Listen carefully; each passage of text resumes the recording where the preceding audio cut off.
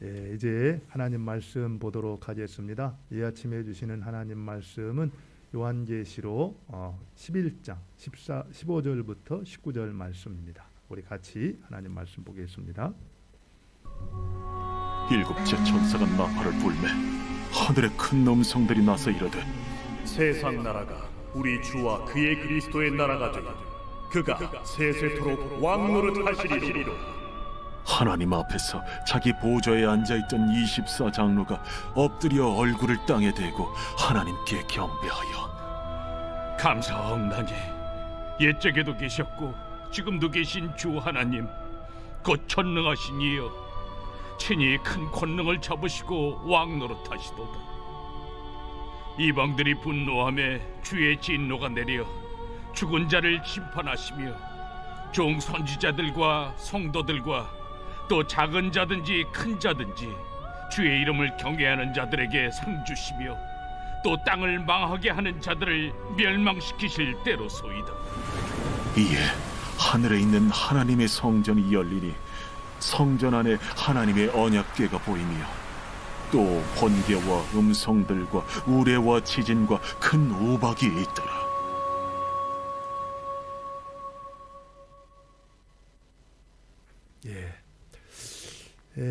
우리가 요한계시록 말씀을 쭉 살펴보고 있는데요.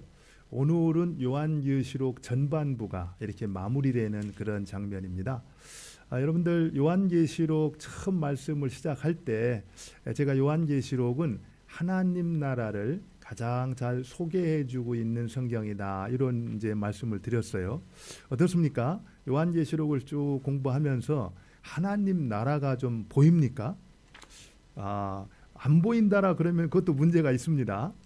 사실 우리가 여러분들이 잘 생각해 보면은요, 우리는 지금 우리가 눈으로 보는 세계가 전부인 것처럼 생각하고 살아가고 있어요.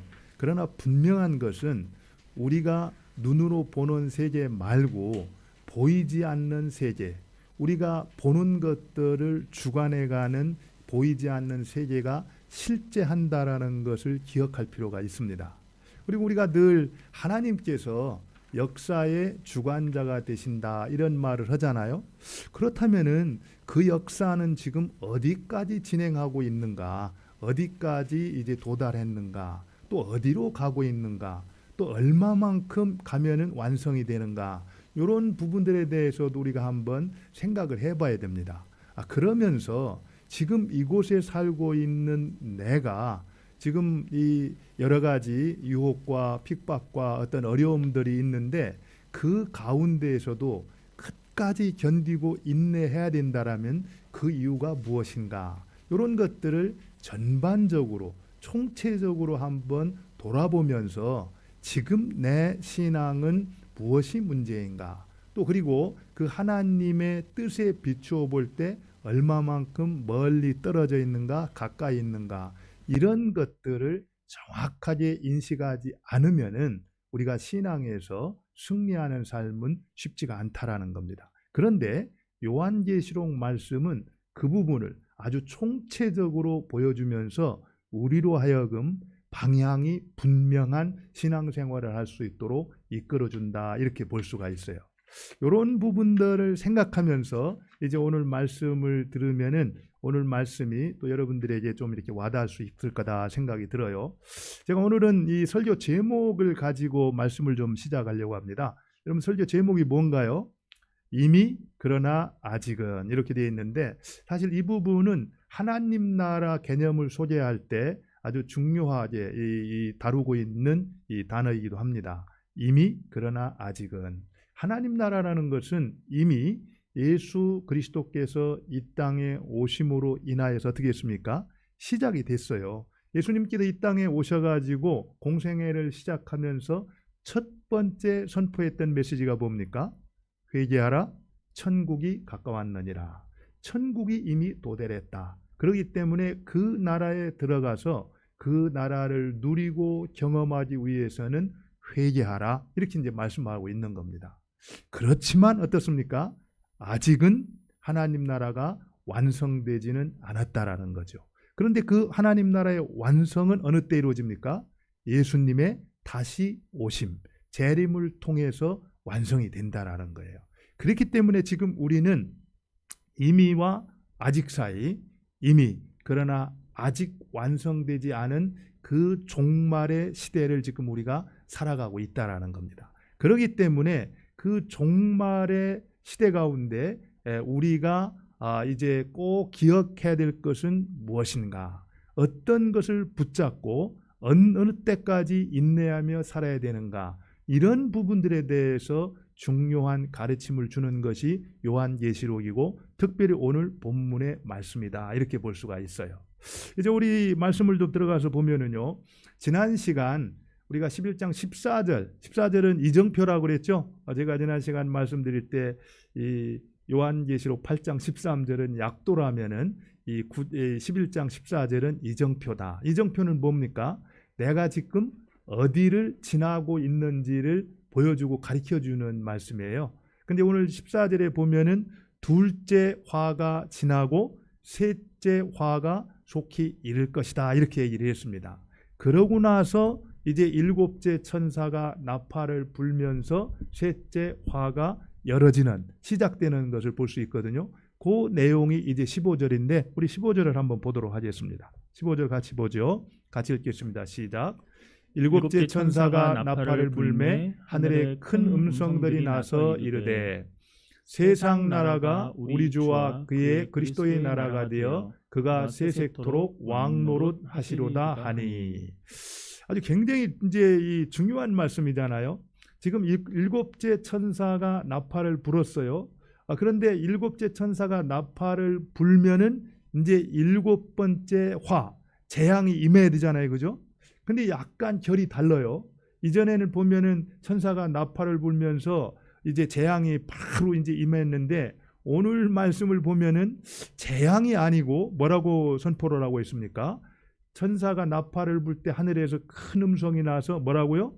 세상 나라가 우리 주와 그의 그리스도의 나라가 되어 그가 우리 주 예수 그리스도께서 세세토록 왕노릇 하시리로다. 이렇게 이제 선포하고 있는 걸 볼 수가 있습니다. 그런데 이게 왜 재앙이 되냐면은 항상 우리가 알아야 될 것은요. 재앙은 누구에게 내리는 겁니까? 땅에 있는 자들이거든요. 하나님을 따르지 아니하고 하나님을 대적하고 바로 믿는 자들을 핍박하는 그 세상에 속한 자들에게 재앙이 내렸는데 하나님께서 특별히 예수 그리스도께서 세세토록 왕노릇 하시리로다. 예수님이 통치하신다라는 것이 바꾸어서 보면은 땅에 속한 자들에게는 뭐가 될 수 있다라는 거예요? 뭐가 될 수 있습니까?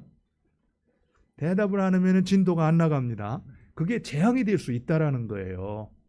실제 그렇죠. 지금까지 이스라엘 사도 요한과 함께 그리스도인들은 로마 황제가 통치하고 다스리는 그 시대를 살아가고 있습니다. 그래서 사람들은 로마 황제가 왕이라고 생각을 하고 로마 황제의 말을 듣기 위해서 하나님의 말에 불순종하고 하나님을 거역했던 그런 시대를 살아가고 있었어요. 그랬는데 그런 시대 가운데에서 우리의 왕은 로마 황제가 아니라 하나님이시다. 그 하나님께서 다스리시고 통치하신다. 이 말씀이 임해서 그 말씀이 이루어진다라고 하면은 어떻습니까?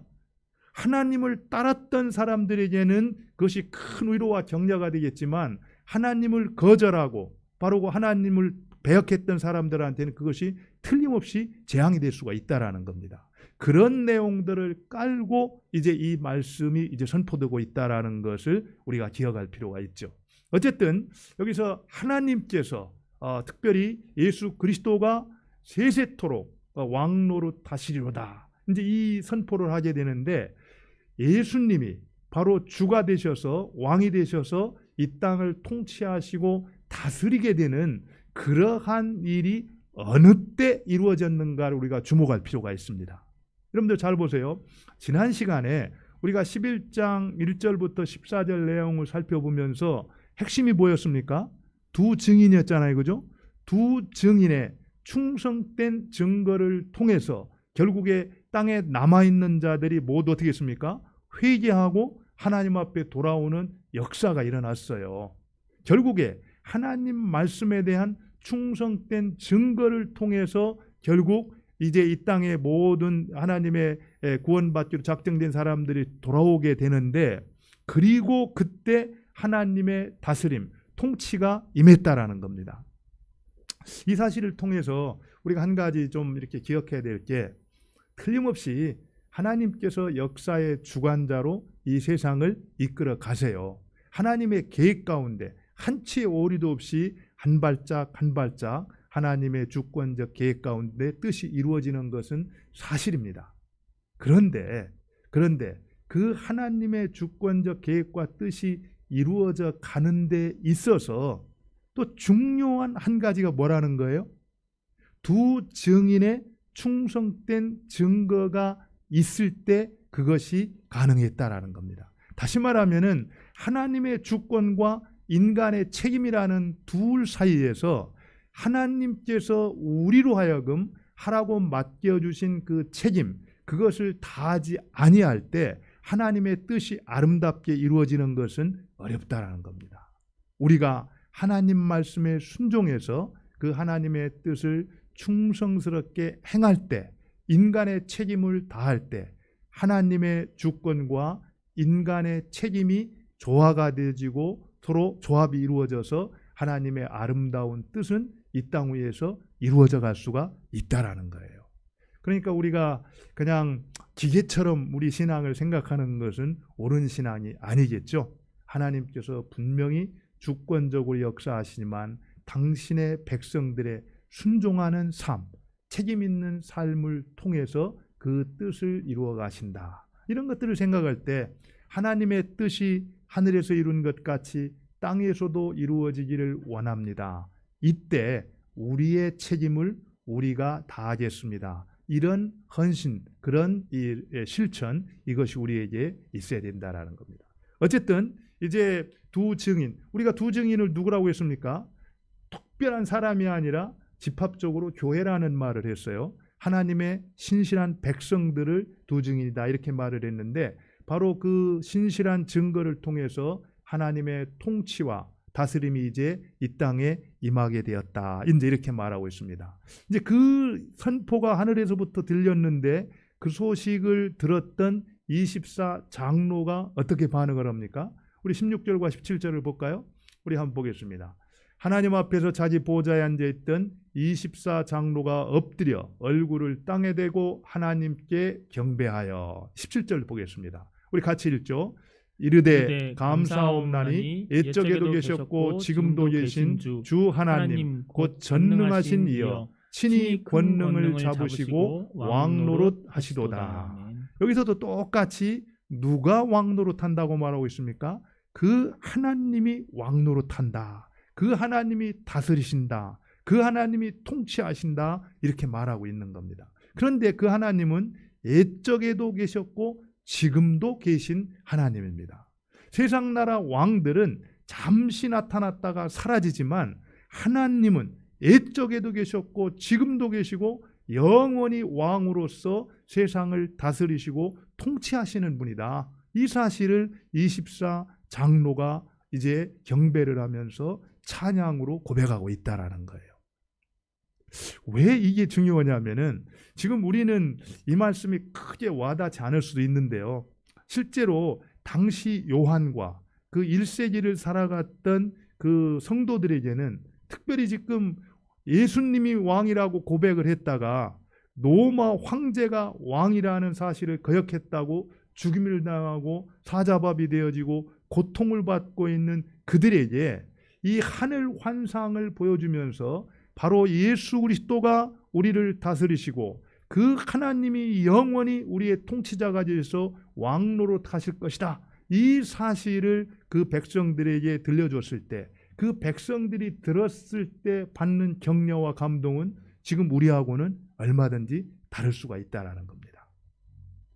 하나님이 다스리신다. 그리고 그 하나님이 왕이시다. 그 하나님이 결국에는 통치하신다. 그리고 그 하나님이 다스리시고 통치하실 때 그 결국이 어떠한가, 그 내용을 이제 18절에서 보여주거든요. 우리 18절도 한번 같이 보겠습니다. 18절, 하나님의 다스림이 시작할 때 세상에 어떤 일들이 이루어지고 있는가 같이 보죠. 이방들이 분노하며 주의 진노가 내려 죽은 자를 심판하시며 종 선지자들과 성도들과 또 작은 자든지 큰 자든지 주의 이름을 경외하는 자들에게 상 주시며 또 땅을 망하게 하는 자들을 멸망시킬 때로소이다. 그 하나님의 통치가 이 땅에 충만하게 임하게 될 때 그때 어떤 일들이 이루어지게 되냐면은 이 땅 위에서 하나님을 대적했던 땅에 속한 자들은 어떻게 한다라는 거예요? 그 하나님의 다스림에 대해서 분노한다라는 겁니다. 그렇지만 하나님께서는 그들을 심판하시고 그들을 결국 무너뜨리게 되는데 특별히 주의 이름을 경외하는 자들에게는 뭐라고 했습니까? 상을 주신다라는 거예요. 지금 핍박과 환난 가운데에서도 목숨을 걸고 주님을 주라고 고백하면서 예수님이 왕이라고 고백하면서 주를 따랐던 주를 경외하는 자들에게는 상을 주신다라는 겁니다. 반대로 땅을 망하게 하는 자들, 이 죄로 인하여서 하나님의 창조 세계를 더럽히고 부패케 하는 그 자들을 어떻게 한다라고요? 멸망시킨다라는 겁니다. 우리 여기서 한 가지 좀 살펴봐야 될 게 하나님의 심판은 틀림이 없다라는 겁니다. 하나님이 죄도 지지 않고 악도 행하지 않은 아무 사람이나 심판해서 멸망시키는 그런 분이 아니라는 거예요. 누구를 멸망시킨다고요? 땅을 망하게 하는 자들.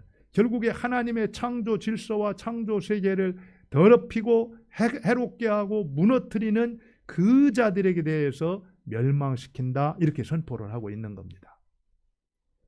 이 정도면은 이런 말씀을 정말 그대로 신뢰를 한다면은 비록 핍박과 환난이 있어도 우리는 어떻게 해야 되겠습니까? 끝까지 인내하면서 배교를 하거나 믿음을 배반치 아니하고 끝까지 인내하면서 주님을 따라야 되겠다, 이런 마음이 들지 않습니까? 근데 그렇게도 부족했는지 19절에서 또 아주 참 특별한 말씀을 주세요. 우리 19절도 한번 볼까요? 19절 한번 보겠습니다. 예, 같이 읽죠. 시작. 이에 하늘에 있는 하나님의 성전이 열리니 성전 안에 하나님의 언약궤가 보이며 또 번개와 음성들과 우레와 지진과 큰 우박이 있더라. 이제 마지막으로 이제 하늘문이 열리면서 하늘 성전 안에 무엇을 보여주십니까? 하나님의 언약궤를 보여주시는 걸 볼 수 있어요. 여러분들, 하나님의 언약궤가 뭘 상징합니까? 여러분들, 이스라엘 백성들이 이제 회막을 짓고 이동할 때마다 회막 가운데 언약궤를 모셨잖아요. 그리고 언약궤 위에 있는 두 수랍 가운데에서 하나님이 나타나셔서 이스라엘 백성들을 만나 주셨어요. 그렇기 때문에 하나님의 언약궤, 이 얘기를 하면은 하나님의 임재의 상징이었습니다. 그렇기 때문에 지금 이스라엘 백성들이 바로 환난 가운데에서도 하나님이 다스리신다, 그러니까 끝까지 믿음을 지키고 그 흐트러짐 없이 그 길을 가도록 해야 된다라는 걸 알면서도 뭔가 아직도 여전히 불안했단 말이에요. 바로 그러한 그 백성들에게 하나님의 언약궤를 보여주면서 하나님이 항상 우리와 함께 하신다라는 그 사실을 재차 확인시켜 주셨다라는 겁니다. 하나님의 다스림이 이 땅에 임하면서, 하나님의 통치가 임하면서 악한 자들에 대해서는 심판을 내리시지만 신실하게 하나님을 따랐던 주를 경외하는 자들에게는 상으로 갚아주신다라는 겁니다. 그리고 무엇보다도 그 하나님께서는 환난 가운데 우리를 그냥 내버려 두지 아니하고 우리와 함께 하신다라는 사실을 확신시켜 줌으로써 우리로 하여금 지금 핍박과 환난 가운데 너무나 지치고 힘들어서 그냥 믿음의 길을 떠나고 싶고 그 고통을 피하고 싶어가지고 정말 우리가 유혹을 받을 때, 그때에도 흔들림 없이 끝까지 믿음의 길을 걸어가라고 우리를 격려하고 있다라는 겁니다. 사실 여러분들, 이미와 아직, 이미 그러나 아직은 오늘 설교 제목이잖아요. 정말 이미 하나님 나라가 임했습니다. 그러나 아직 완성되지 않은 그 세계를 우리는 살아가고 있어요. 그렇기 때문에 이 땅에서 우리가 세상의 법칙과 세상의 방식을 따르지 아니하고 하나님의 법칙과 하나님의 방식을 따라 살려고 할 때 반드시 뭐가 있습니까? 핍박이 있고 박해가 있고 고난이 따르게 된다라는 거예요. 바로 그 고난 가운데 살아가는 삶, 하나님의 방식과 하나님의 뜻을 따르기 때문에 당할 수밖에 없는 고난, 그 고난을 마다하지 않고 그 길을 걸어가는 삶, 이것을 뭐라고 말합니까? 이것을 제자도다 이렇게 말하고 있어요. 그리고 제자도에 합당한 삶 자체가 메시지인 겁니다. 그 삶 자체가 선교라는 거예요. 선교가 특별한 사람들의 특별한 일이 아니라 우리가 이 땅 가운데에서 하나님의 백성으로서 하나님의 방식과 하나님의 뜻을 따라 살려고 할 때 당하게 되는 고통 가운데서도 고난 가운데서도 그것을 마다하지 아니하고 기꺼이 받아들이고 그 길을 뚜벅뚜벅 걸어가는 삶, 이것이 바로 제자도고 그것이 바로 선교라는 겁니다. 이러한 삶을 통해서 하나님 나라는 더 온전히 하늘에서 이룬 것 같이 땅에서 이루어진다라는 거예요. 그렇다면 오늘 우리가 한번 이 말씀을 우리 삶에 어떻게 적용할 것인가를 한번 나누었으면 좋겠어요. 어떻게 하나님의 나라가 하늘에서 이룬 것 같이 땅에서도 이루어질 수 있도록 할 것인가?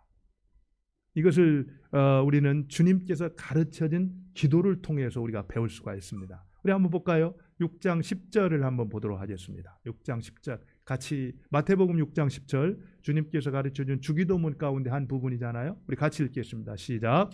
나라가 임하옵시며 뜻이 하늘에서 이룬 것 같이 땅에서도 이루어지이다. 하나님의 나라가 임하기를 기도해야 되겠고 뜻이 하늘에서 이룬 것 같이 땅에서도 이루어지기를 우리가 기도를 해야 된다는 겁니다. 정말 하나님의 나라, 하나님의 뜻이 하늘에서 이룬 것 같이 땅에서도 이루어지도록 하기 위해서 우리가 해야 될 첫 번째는 뭐라는 거예요? 기도라는 겁니다. 기도. 실제로요, 요즘에 제가 그런 부분들을 느낍니다. 실제 하나님께서 우리 교회를 지금까지 참 선하게 인도를 해주셨어요. 우리가 아무것도 없을 때, 그래서 우리가 너무나 약하기 때문에 의지할 것은 하나님 한 분밖에 없다. 그러면서 전적으로 우리가 온 마음을 다해서 하나님께 기도했을 때 하나님께서는 놀랍게 우리 교회를 써주셨거든요. 그런데 조금 뭐가 되는가 싶으면서 우리의 기도가 약해졌을 때 그때 이제 문제도 역시 일어난다라는 것을 살펴보게 되었습니다.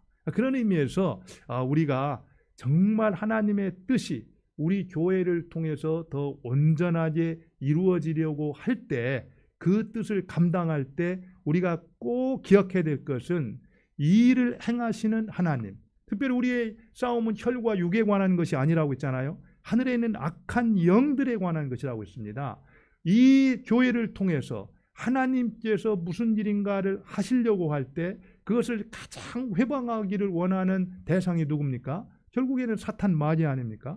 그래서 사탄 마귀가 기승을 부리지 아니하고 오직 성령께서 인도하시는 뜻대로 이 공동체가 이루어질 수 있도록 우리가 뭘 해야 된다라는 거예요? 기도하는 죄를 쉬지 않는 것. 이것이 굉장히 중요하다. 이제 이렇게 말씀하고 있는 겁니다. 그것을 너무나 분명히 알았기 때문에 우리 주님께서는 나라가 임하옵시며 뜻이 하늘에서 이루어진 것 같이 땅에서도 이루어지기를 힘써 기도하라고 가르쳐 주셨다라는 겁니다. 그런데요, 이 하늘에서 하나님의 뜻이 이룬 것 같이 땅에서도 이루어지기 위해서 기도만 하는 것으로는 부족하다라는 거예요. 실제로 우리가 해야 될 부분은요, 불의와 또 이 부정한 또 그리고 악한 세력에 대해서 저항하는 것, 이것 또한 하나님의 나라가 이 땅에 이르도록 하는데 중요한 일이라는 겁니다. 실제로 계속 말씀드리지만 1세기 당시에 로마 황제가 왕이고 로마 황제를 숭배하라고 요구했던 상황 가운데에서 하나님의 백성들은 어떻게 했습니까? 그 사실에 대해서 정면으로 저항을 했어요. 로마 황제가 우리의 왕이 아니다, 이렇게 거부를 했습니다. 그 저항과 거부 때문에 이제 그 하나님의 백성들이 고통과 환난을 맞이하게 된 거잖아요. 바로 하나님의 뜻이 아니고 진정으로 진리가 아닌 그 부분에 대해서 우리는 노라고 정확하게 저항하는 것, 이것이 있을 때 하나님의 뜻이 이루어질 수가 있다라는 겁니다. 근데 요즘에 이제 우리 교회들의 모습을 보면은 어떻습니까? 실제로 아닌 것은 아니다. 하나님이 기뻐하지 않으면은 노라고 말을 해야 되는데 그것이 교회에 돈이 되고 도움이 된다라고 생각할 때는 적당한 선에서 타협을 하잖아요. 그렇기 때문에 하나님의 뜻이 하늘에서와 같이 이 땅에 이루어질 수가 없다라는 겁니다. 그러나 아닌 것에 대해서는 아니라고 분명하게 저항하는 삶. 우리가 살아가는 삶의 현장 가운데서도 불의와 불법이 기승을 부릴 때 있잖아요. 때로는 그런 것들에 편성할 때 우리가 유익을 누릴 때가 있습니다. 그러한 상황 가운데에서 강력하게 불의에 대해서 불법에 대해서 노라고 저항하는 것, 이것이 결국 그곳에 하나님의 뜻이 이루어지도록 하는 것이다, 이렇게 볼 수가 있어요. 또 한 가지는요, 그냥 불의에 대해서 저항하는 것만 가지고는 하나님의 뜻이 온전히 이루어질 수가 없습니다. 사실 이제 어저께도 눈이 와가지고 날씨가 참 쌀쌀하잖아요. 그런데 사실은 이런 추위가 오면은 직격탄을 받는 분들이 있어요. 실제로 서울역에 가면은 여러분도 알다시피 많은 노숙자들이 있지 않습니까? 그 추위에 그 참 영하에 그곳에서 잠을 자고 있어요. 또 그뿐인가요? 포천에서 작년에 캄보디아 노동자가 비닐하우스에서 이렇게 잠을 자다가 추위 때문에 얼어 죽은 이제 사건들이 있었잖아요. 그래가지고 뭐 처음에는 이제 신문지상이나 뭐 뉴스를 통해서 그 부분에 대한 특단의 대책이 필요하다, 정부가 나서야 된다, 뭐 쭉 얘기를 했는데요. 올해도 다시 한번 그곳에 갔더니 이전과 상황이 달라진 것이 아무것도 없다라는 겁니다. 여전히 그곳에서 추위에 떨면서 살고 있는 노동자들이 있더라는 거예요. 이런 부분들을 보면서 우리 교회가 그들의 신음소리에 대해서 뭔가 반응하지 아니하고 뭔가 참여하지 않는다라고 하면은 하늘에서 이룬 것 같이 하나님의 뜻이 이 땅에서 이루어지는 것은 요원한 일이라는 겁니다. 그러나 우리가 적극적으로 정말 그것이 힘든 일이고 희생이 필요하고 헌신이 필요한 일이지만 그러한 일에 들어가서 함께 참여할 때 그곳에 뭐가 이루어질 수 있습니까? 하나님의 뜻이 하늘에서 이룬 것 같이 땅에서도 이루어지는 바로 그러한 역사가 이루어질 수가 있다라는 거예요. 오늘은 제가 여러분들 요한계시록 이 전반부를 이렇게 마무리하는 그 단계이기 때문에 조금 딱딱한 그런 좀 내용에서 좀 벗어나서 톨스토이의 단편집 하나를 소개하면서 말씀을 좀 마무리할까 해요. 여러분들 톨스토이의 단편집 가운데 단편 모음집이죠. 사람이 무엇으로 사는가라는 책을 이제 보신 적이 있는지 모르겠어요. 그 단편집 제목 가운데 또 소제목으로 사람이 무엇으로 사는가 하는 내용 가운데 이런 얘기가 있습니다.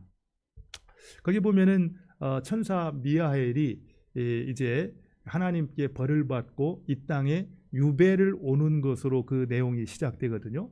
근데 그 천사 미하엘이 왜 하나님 앞에 징계를 받고 이 땅에 유배를 왔는가를 보면은 이제 두 여자아이를 막 이제 낳은 다음에 이 여인을 그 엄마를 데리고 오라는 이제 그 생명을 영혼을 취해오라는 하나님의 명령을 받아요. 그런데 이 여인의 남편은 나무꾼이었는데 바로 얼마 전에 이제 이 세상을 떠났습니다. 그래서 가서 딱 천사가 그 상황을 봤더니 그 여인을 데리고 간다라면은 홀로 남아 있는 막 태어난 그 두 여자 아이들은 틀림없이 죽을 것이다. 그래서 이런 상황에서 어떻게 내가 그 엄마를 데리고 갈 수 있겠는가? 그래가지고 이제 하나님의 명령에 그 이 미하엘이 불순종을 합니다. 그래서 그것 때문에 징계를 받고 세상에 이제 유배를 이제 당했죠. 그런데 이제 유배를 당해가지고 날개가 이제 끊어지고 이 알몸으로 이제 이 교회당 앞에로 이렇게 떨어져 있었는데 그때 마침 그 마을에 살고 있는 구두장이 이제 시몬이라는 사람이 그 앞을 지나가다가 이제 추워서 떨고 있는 사람이 이제 외투를 덮여줘 가지고 집으로 데려가요. 근데 시몬은 굉장히 가난했습니다. 그래가지고 먹을 것이 없어서 구두장이 일을 했는데 그 구두장 일을 하면서 외상을 진 게 있었어요.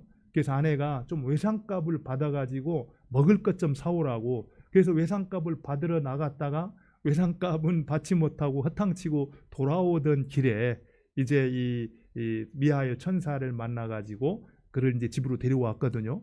그러니 집에 돌아왔을 때 그 아내, 이제 마티로나라는 아내가 이제 집에서 기다리고 있었는데 아내의 반응이 어떠실까요? 난리가 난 거죠. 아니 외상값 받아가지고 좀 식료품을 사오라고 했는데 먹을 것은 안 사오고 도리어 벌거벗은 이제 거름뱅이를 이제 데리고 왔으니 난리가 난 거죠. 그런데 그 마티로나가 그 천사 미하엘이 이렇게 봤더니 너무 불쌍한 거예요. 그래가지고 그에게 마지막 한 끼 남아있던 빵을 이제 천사에게 이렇게 나눠줍니다. 그때 이제 천사 미하엘이 한번 미소를 지어요. 그리고 나서 이제 그곳에 이 미하엘은 이제 정착을 하고 구두장인 시몬과 함께 이제 구두 이제 만드는 것을 배웠어요. 근데 솜씨가 아주 뛰어나가지고 소문이 납니다. 그래가지고 이제 이 시몬의 이 그 구두 가게가 아주 이제 번창을 하게 됐어요.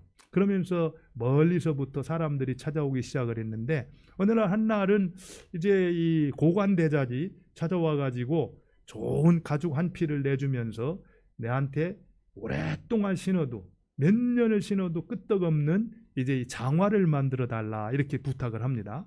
그런데 미하엘이 그 사람을 딱 보는 순간 뭔가 직감을 했어요. 그 운명을 알게 된 거죠. 그래가지고 이제 장화를 만드는 대신에 단화를 만들었습니다. 수의와 함께 입을 수 있는 단화를. 그런데 바로 조금 있다가 그 하인이 찾아와 가지고 우리 주인이 세상을 떠났기 때문에 장화는 필요 없고 수의와 함께 입을 단화를 만들어 주십시오. 이렇게 이제 부탁을 했어요. 그때 이제 또 이 미하엘 한 번 미소를 짓습니다. 그러고 났는데 또 얼마 있다가 이제 한 여인이 어린 아이, 여자아이 둘을, 쌍둥이 여자아이 둘을 데려와 가지고 신발을 주문을 했어요. 근데 보니까 한 여자아이가 다리를 절고 있었습니다. 그래가지고 사연을 물어봤더니 사실 이 여자아이들 둘은 막 태어났을 때 엄마가 그 자리에서 죽어가지고 이제 거기에 눌려 있다가 다리가 이제 절개됐다. 이 얘기를 이제 들었습니다.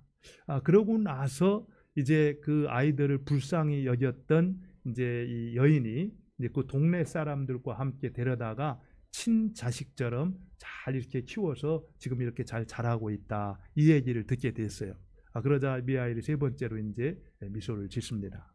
그러고 난 다음에 이제 이 천사 미하엘이 이 시몬과 또 마트로나 그 가족에게 자기 자신의 정체를 이제 드러냅니다.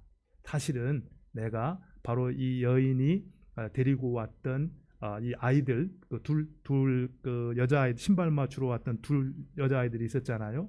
그 생모와 관련해 가지고 사실 불순종했다가 하나님 앞에 책망을 받고 이 땅에 유배를 오게 되었다.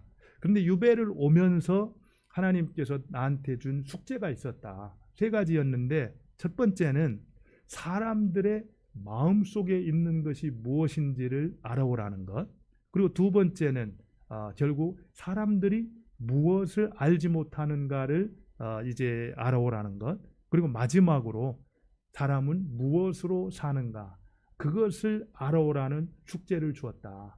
그런데 바로 오늘 나는 그 세 가지 숙제의 모든 것을 이제 발견하게 되었다. 이 얘기를 합니다. 그러면서 첫 번째 웃었던 장면, 결국에 정말 찢어지게 가난한 그런 삶이었지만 그 가운데에서도 그 자기 이 헐벗고 이렇게 추워 떨고 있는 자기를 보면서 이제 이 천사에게 마지막 한 끼 남은 이 빵을 내어주었던 이 마티로나 시몬의 아내의 모습을 통해서 인간의 마음 가운데에는 하나님이 심어놓은 하나님의 사랑이 있다라는 것을 발견했다라는 거예요.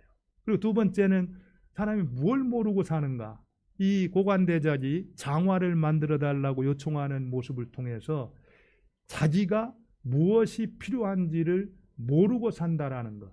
인간들은 자기가 진정으로 필요한 것이 무엇인지를 모르고 산다라는 것을 발견을 했다라는 겁니다. 그리고 마지막으로 그 여인을 데리고 오라고 해서 그거를 불순종해서 결국 천사가 징계를 받게 됐는데, 그때 천사는 그거를 그 여인을 데리고 가면은 결국 그 아이들은 죽을 것이라고 생각했잖아요. 그래서 그 염려, 걱정 이런 것들을 통해서 아이들이 제대로 키워질 거라고 생각을 했는데, 그게 아니라 결국에는 그 또 다른 여인과 동네 사람들의 사랑으로 그 아이들이 살아가는 걸 보면서, 아, 사람은 사랑으로 사는 것이다, 이것을 이제 발견을 했다라는 겁니다. 그래서 세 가지 답을 이제 발견하고 이제 돌아가게 되었다라고 이제 얘기를 하는 것으로 그 이야기가 이제 정리가 되는데, 저는 이 얘기를 보면서 오늘 말씀과 더불어 적용되는 점이 있었어요. 뭐가 있었냐면은 천사 미하엘입니다. 여러분 잘 보세요. 천사 미하엘. 천사는 누굽니까? 하나님 가장 가까운 곳에서 하나님을 누구보다 잘 안다라고 생각하는 존재 아니었을까요? 그런데 정작 그 천사가 하나님을 제대로 알았습니까? 물론 자기가 눈으로 보는 범주 안에서는 하나님을 이해했을지는 몰라요. 그렇기 때문에 그 쌍둥이 여자아이가 태어났을 때 엄마를 데려오라는 말씀, 그것에 대해서 불순종했던 겁니다. 왜냐하면은 남편도 아버지도 죽었는데 이 엄마마저 데려간다면은 그 아이들이 어떻게 살아낼 것인가? 틀림없이 죽을 거다. 그러니까 도저히 이제 순종할 수가 없었던 거죠. 그 천사 미하엘은 하나님을 그렇게 이해하고 있었던 겁니다. 그런데 결국에 어떻게 됐습니까? 하나님께서는 또 다른 방법을 통해서 결국 그 아이들을 친자식처럼 사랑으로 잘 키워가고 있었다는 것을 우리는 알고 있어요. 이런 모습을 통해서 우리가 눈에 보이는 것들만 우리가 생각을 하면서 내 생각이 전부인 것처럼 생각하고, 내가 받아들일 수 있으면은 받아들이고, 내가 받아들일 수 없으면은 하나님의 뜻도 거절하는 이런 상황 가운데에서 우리가 어떻게 살아야 될 것인가? 하나님의 뜻이 하늘에서 이룬 것 같이 땅에서 이루어지기 위해서는 우리가 알고 있는 지식과 어떤 알고 경험했던 사실의 근거에서 하나님을 판단하는 것이 아니라 하나님을 하나님으로 인정하고 그 하나님 말씀에 순종할 때 하나님께서는 하나님의 뜻 가운데서 우리가 생각지도 못했던 놀라운 비밀과 방식을 통해서 결국 하나님의 뜻을 이루어 가신다라는 겁니다. 사실 천사 미하엘은 이 사실을 모르고 있었던 거예요. 하나님께서는 바로 이 세상 가운데 하나님이 사용하시는, 바로 세상을 움직여가고 세상을 새롭게 하는, 모순덩어리 같이 보이고 모든 것들이 부조리하고 혼란스럽게 보이는 세상이지만 그 가운데 하나님께서 그 세상을 새롭게 하시는 힘의 원천을 공급해 주시고 그것들을 통해서 하나님이 기뻐하는 뜻을 이루어가고 계시다라는 사실, 이 사실을 천사 미하엘은 알지 못했다라는 겁니다. 이런 것들을 생각하면서 우리가 하나님을 섬길 때 정말 하나님의 또 말씀을 들을 때 어떻게 순종하는 것이 필요할까? 이런 부분들을 생각해 볼 필요가 있을 것 같아요. 또 한 가지는 저는 이제 이 사랑이라는 것, 사람들 마음 가운데 하나님께서 사랑을 심어주셨다고 했잖아요. 근데 결국에는 그 사랑이 발현됨으로써 이 땅 위에서 정말 어떻게 보면은 모순과 어떤 부조리한 그런 상황 가운데서도 하나님의 뜻이 이루어지잖아요. 그런 걸 보면은 우리가 하나님을 믿는다라고 말하기 때문에 모든 것을 하나님께만 내어 맡기고 우리는 팔짱을 끼고 있어서는 안 된다라는 겁니다.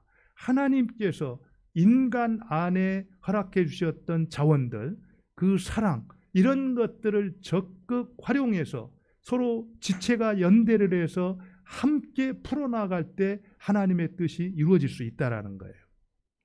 실제로 제가 이번에 그 홍천에 함께마을에 추수감사 헌금을 보내드리면서도 아주 그 묘한 것을 느꼈어요. 여러분들, 우리가 추수감사절 할 때는 홍천 함께마을은 생각지도 못했습니다. 그런데 나중에 이제 어떤 곳에 어떻게 누구에 전달할까 기도하고 찾는 가운데 이제 그곳을 알게 됐는데, 또 그곳에서 그 우리가 보낸 헌금을 받으면서 뭐라고 말을 했습니까? 사실은 한 아이가, 그 무국적자인 아이가, 무국적자니까 의료 혜택을 받을 수가 없는 겁니다. 그래서 수술을 받아야 되는데 그 치료비가 없어서 걱정을 했다라는 거예요. 근데 그 소식을 듣고 얼마나 감사했는지 모른다. 이 사실을 들었을 때 이것을 어떻게 설명해야 되겠습니까? 우리가 그것을 알고 준비한 것도 아니잖아요. 하나님께서 이렇게 각 사람 안에 주셨던 사랑하는 마음, 그런 것들을 발현해서 공동체로 살아가려고 할 때 하나님께서는 그 뜻을 이루어 주신다라는 겁니다. 저는 이런 것들을 생각하면서 첫 번째는 우리가 하나님 말씀에 적극 순종하는 것 중요하다는 생각을 합니다. 두 번째는 하나님께서 우리에게 주신 능력과 자원을 적극적으로 활용해서 함께 또 문제를 풀어가도록 나아갈 때 하나님이 그러한 우리의 시도, 우리의 방식들을 사용하셔서 당신의 뜻을 이루어 가신다라는 거죠. 오늘 말씀을 맺겠습니다. 이미 그러나 아직이라는 이 종말 시대에 하나님의 통치가 이미 시작이 되었습니다. 그 하나님의 나라가 온전히 이루어지고 그 하나님의 뜻이 하늘에서 이룬 것 같이 땅에서도 이루어지기를 원하는데 그 상황에서 우리는 어떻게 살아야 될 것인가? 오늘 말씀을 생각하면서 각자 마음에 적용을 하고 또 날씨가 참 추워졌는데 이러한 상황 가운데 누군가 신음하고 지내가고 있는 사람들의 신음소리에 우리가 길을 막지 아니하고 적극적으로 반응할 때 하나님의 뜻은 하늘에서 이루는 것 같이 이곳에서도 이루어질 수가 있다라는 겁니다. 그와 같은 은혜가 우리 모두에 있기를 바랍니다. 우리 같이 기도하겠습니다. 오늘 말씀을 생각하면서 한번 하나님 그렇습니다. 주님의 뜻이 하늘에서 이룬 것 같이 이 땅에서도 이루어지기를 원합니다. 그 일을 위해서 내가 나서야 될 때 머뭇거리지 아니하고 나서겠습니다. 그 뜻대로 살아가겠습니다. 순종하겠습니다. 우리 같이 한번 기도합니다.